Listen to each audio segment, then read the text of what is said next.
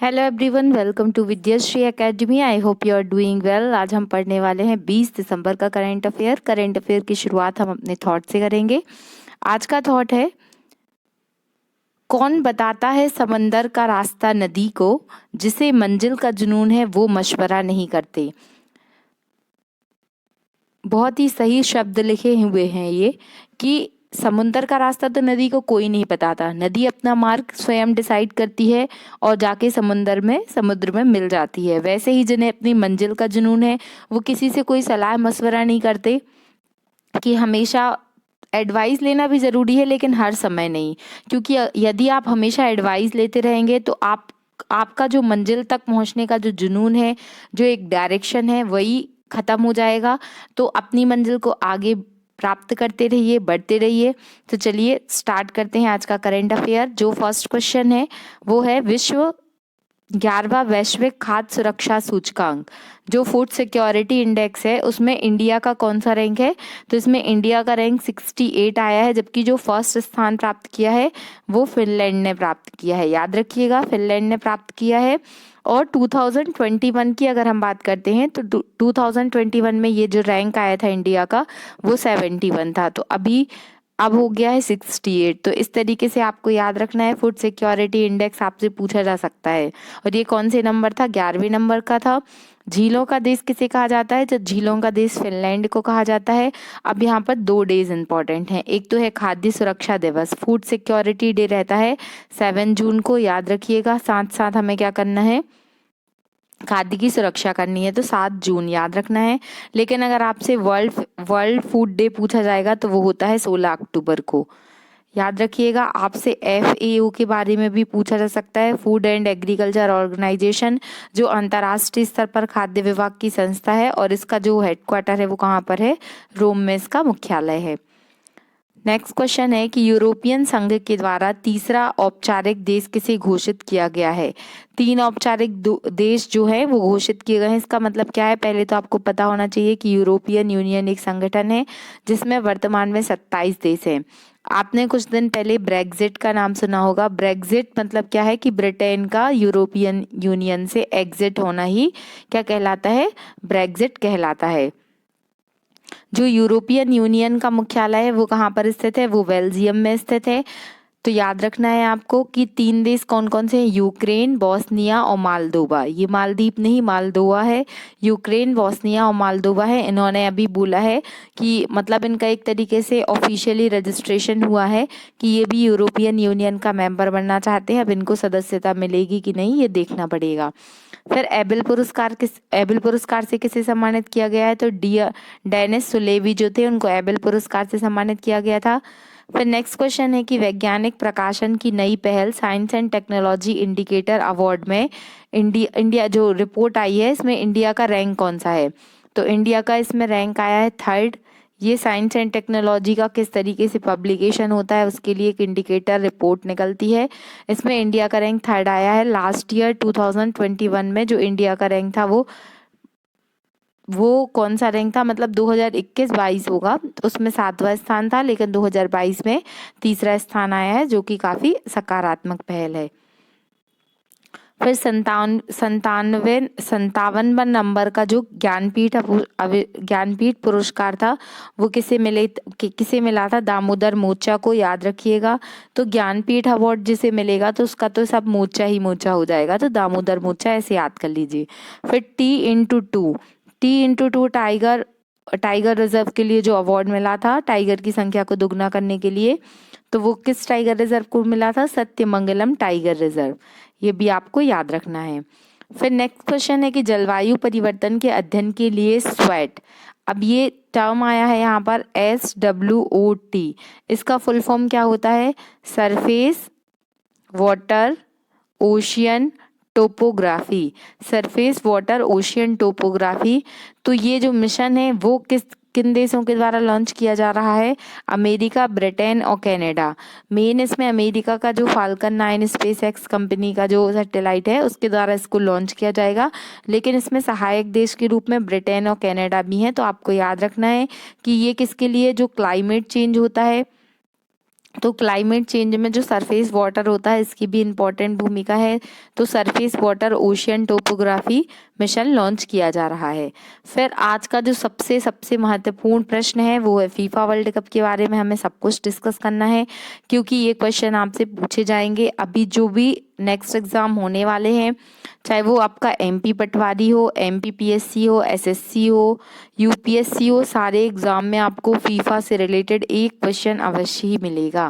तो इसको बहुत ध्यान से सुनिएगा, बहुत ध्यान से नोट करिएगा, क्योंकि ये क्वेश्चन आपके 1 से 2 नंबर पक्का कराएगा। फीफा वर्ल्ड कप ये तो अब आप सभी को पता होगा कि अर्जेंटीना ने जीता है और फ्रांस को हराया है। तो इसके पहले 2018 में जो फीफा वर्ल्ड कप हुआ था उसका विजेता था फ्रांस, लेकिन इस बार अर्जेंटीना ने ये जीता है। 36 साल के बाद ये खिताब अर्जेंटीना ने अपने नाम किया है और लियोनेल मेसी का जो खिताब, लियोनेल मेसी का जो सपना था वो फाइनली पूरा हुआ है। तो फीफा 2022 आप सभी जानते हैं कहाँ पर हुआ था, कतर दोहा में हुआ था। और इसका जो शुभंकर था वो क्या था, लाइव लाइव इसका शुभंकर था। और जिस फुटबॉल से ये खेला गया तो उसका नाम था अल रहेला। याद रखिएगा, इस तरीके के क्वेश्चन भी आपसे पूछ सकते हैं, अल रहेला। और इसमें जो एडिडास कंपनी ने इसका निर्माण किया था। 2018 में वर्ल्ड कप हुआ था, उसका विजेता कौन था, तो फ्रांस था। अर्जेंटीना के कप्तान कौन थे, तो लियोनेल मेसी थे। 36 साल के बाद, इसके पहले अर्जेंटीना 3 बार फीफा वर्ल्ड कप जीत चुका है। ये ईयर्स भी याद रखना है, 1978, 1986 और फिर 2022। ये तीनों सालों में जीता है अर्जेंटीना ने क्या, फीफा वर्ल्ड कप। जो ट्रॉफी थी तो वो जो ट्रॉफी थी वो 144 करोड़ की थी। और जिसको लॉन्च किसने किया था, तो दीपिका पादुकोण ने लॉन्च किया था। इतने क्वेश्चन आपको फीफा वर्ल्ड कप से रिलेटेड याद रखना है। ये भी लिखा, जो क्वेश्चन फीफा वर्ल्ड कप से पूछे जाएंगे उसमें सबसे ज़्यादा पूछे जाने वाले क्वेश्चन यही रहेंगे कि गोल्डन बॉल का खिताब किसने जीता। तो ये अर्जेंटीना के कप्तान थे, लियोनेल मेसी ने जीता। गोल्डन बूट का खिताब किसने जीता था, ये फ्रांस के हैं एम्बापे, जिनका प्रदर्शन भले ही ये विजेता नहीं रहे। देखिए काफ़ी इंटरेस्टिंग मैच था, यदि आपने देखा होगा तो दोनों टीम का स्कोर फाइनल तक क्या था, इक्वल था। फिर क्या हुआ, पेनल्टी शूटआउट के द्वारा विजेता घोषित किया गया। तो पेनल्टी शूटआउट में अर्जेंटीना का प्रदर्शन काफ़ी अच्छा रहा और फाइनली अर्जेंटीना जीत गया। तो गोल्डन बूट का खिताब किसे मिला है, तो ये एम्बापे को मिला है। ये कहाँ के, फ्रांस के खिलाड़ी हैं। और बेस्ट गोल कीपर होता है उसे ही गोल्डन ग्लव्स का खिताब मिलता है। तो ये मिला है मार्टिनेज को। मार्टिनेज अर्जेंटीना के खिलाड़ी हैं। तो ये नाम आपको याद रखने हैं। 2026 में जो वर्ल्ड कप होगा वो तीन तीन देशों में होने वाला है। तो अमेरिका, 3 शहर में होगा, अमेरिका, कनाडा और मेक्सिको। तो याद रखिएगा, अमेरिका, कनाडा और मेक्सिको कंट्री में क्या होने वाला है, 2026 का वर्ल्ड कप होने वाला है। हॉकी वर्ल्ड कप 2023, जो हॉकी वर्ल्ड कप होने वाला है ये कहाँ पर होने वाला है, तो ये 2023 में होगा। और कहाँ पर होगा, उड़ीसा में होगा। तो याद रखिएगा, हॉकी वर्ल्ड कप 2023 में होगा, उड़ीसा में होगा। और यहाँ पर हॉकी का जो स्टेडियम बन रहा है वो कौन सा बन रहा है, तो वो बिरसा मुंडा जी के नाम पर बन रहा है। तो इसको भी आपको याद रखना है कि अंतर्राष्ट्रीय हॉकी महासंघ ने किस भारतीय कंपनी को अपना भागीदार बनाया है हॉकी वर्ल्ड कप के लिए, तो वो है टाटा स्टील कंपनी।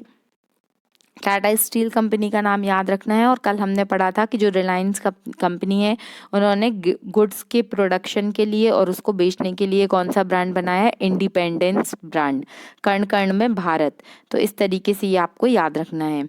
फिर मिसेज वर्ल्ड 2022 की विजेता कौन रही हैं, तो ये रही हैं सरगम कौशल। इनका संबंध जम्मू कश्मीर से है। और इसके पहले 2001 में जो था मिसेज वर्ल्ड का खिताब जीता था वो किसने जीता था, अदिति ने जीता था। और इसका आयोजन मिसेज वर्ल्ड 2022 का जो कंपटीशन हुआ था इसका आयोजन कहाँ पर किया गया, लास वेगास, जो कि एक यूएसए का शहर है। एक सप्ताह एक लैब, ये कार्यक्रम किसने लॉन्च किया है, तो एक सप्ताह एक लैब कार्यक्रम लॉन्च किया है CSIR ने। याद रखिएगा, CSIR का फुल फॉर्म क्या है ये आपको कमेंट बॉक्स में लिखकर बताना है। और CSIR के जो हेड होते हैं वो कौन होते हैं, हमेशा याद रखिएगा कि जो पदेन प्रधानमंत्री होते हैं वो क्या होते हैं, CSIR के हेड होते हैं। जैसे अभी CSIR के हेड कौन है, तो माननीय नरेंद्र मोदी जी CSIR के हेड हैं।